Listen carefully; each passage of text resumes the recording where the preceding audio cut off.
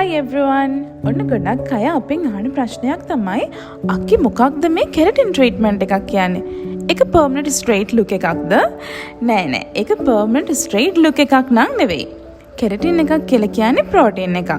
මේ ප්‍රෝටීන් එක අපේ හිස කෙස් වල නියපොතු වල අන්තර්ගත වෙලා තියෙනවා. අපි කාලෙන් කාලට අපේ hair එකට නොයෙකුත් ස්ටයිල්ස් කරනවානේ.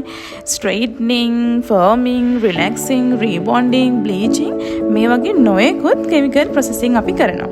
ඒ කෙමිකල් ප්‍රොසෙසින් එකෙන් අපේ hair එකට සිද්ධ වෙන ඩැමේජ් එක රිකවර් කරන්න දෙන හොඳම විසඳුම තමයි කෙරටින් ට්‍රීට්මන්ට් එකක් කියලා කියන්නේ.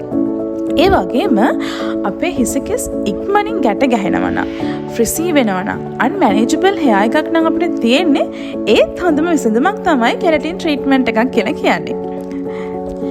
ඒ වගේම කෙරටින් ට්‍රීට්මන්ට් එකකින් අපේ hair එක ඩැමේජ් නොකර hair එකේ කියුටිකල් එක වලට ආරක්ෂක පටලයක් ආවරණය කරලා hair එකේ මොයිස්චර් එක බූස්ට් කරලා ලස්සන ස්මූත් සිල්කි ෂයිනි ස්ට්‍රේට් ලුක් එකක් අපේ hair එකට ගන්න පුළුවන්.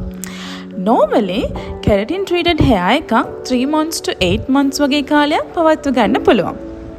ඉතින් ඔයත් කැමති නම් ඔයාගේ hair එක damage නොකර ඔයාගේ hair එකට වෙනසක් කරලා බලන්න.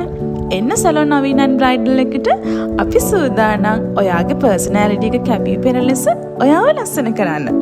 සැලොන් නවීන and බ්‍රයිඩල් call එකක් දාලා අදම ඔයාගේ date එක වෙන් කරගන්න. Thank you all. See you soon. Bye bye.